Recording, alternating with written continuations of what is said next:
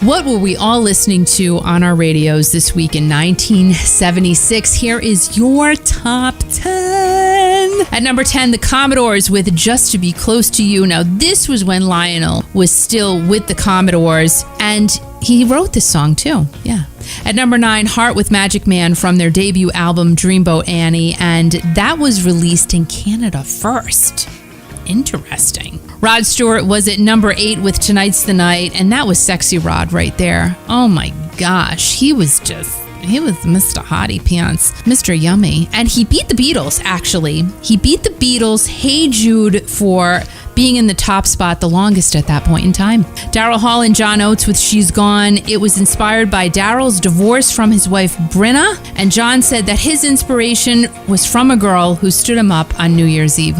Who in their right mind would stand up John Oates at any point in time? Never mind on New Year's Eve, like that's mean in itself. But do you think they got really mad at themselves saying, why did I stand him up? But it was all for the better. He's fine now. He's happy with his wife Amy. It's all good. It was meant to be for him to be stood up. That New Year's Eve, we got a great song out of it. She's Gone. Now, this was a favorite of mine at number 6, Muskrat Love by Captain and Tennille, the late Captain. Oh my gosh, loved her too. I just loved Captain and Tennille. This song was written by Willis Allen Ramsey in 1972 and was originally titled Muskrat Candlelight.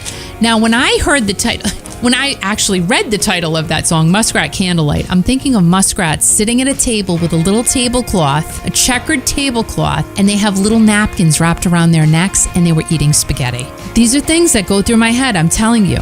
One of my most favorite groups ever at number 5, the Bee Gees with Love So Right. I'm writing about these songs. I had to go listen to it. I'm like, that is a great song right there, Love So Right. Go listen to that one if you haven't heard it in a long time. From their album, Children of the World, this single peaked at number 3, and there will never in my lifetime be a band I feel that can harmonize like the Bee Gees did. They were amazing. At number 4, we got ourselves another sexy ballad, If You Leave Me Now by Chicago. At number 3, I totally forgot about this song, The Wreck of the Edmund Fitzgerald. I can hear it playing in my head right now. It was done by the late Gordon Lightfoot. Now, that single is said to be his best one ever, as he wrote it about the sunken SS Edmund Fitzgerald, which went down during a storm on November 10th of 1975, and a crew of 29 men were lost. Gordon had a passion for sailing, and he sailed on the Great Lakes many, many times. So this accident hit very close to home to him, and this gave him the inspiration for a great song. Now, from serious to the way opposite end of the spectrum, at number 2 was Disco Duck.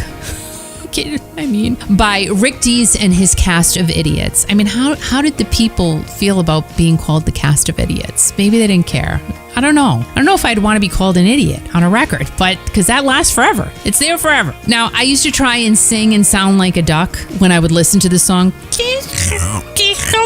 That was terrible. Did you do that? Of course you did. And this did hit number 1 for Rick Dees for 1 week. I wonder what he's doing now. Also, Disco Duck could have appeared in Saturday Night Fever in the movie, but his manager at that time said, nope, not going to happen, because he didn't want the song to compete with the movie. Not a good move, because Rick would have made millions of dollars probably from his song being in that movie. It would have catapulted even further than it did. I mean, surprisingly, it did get to number 1. It was just a funny song.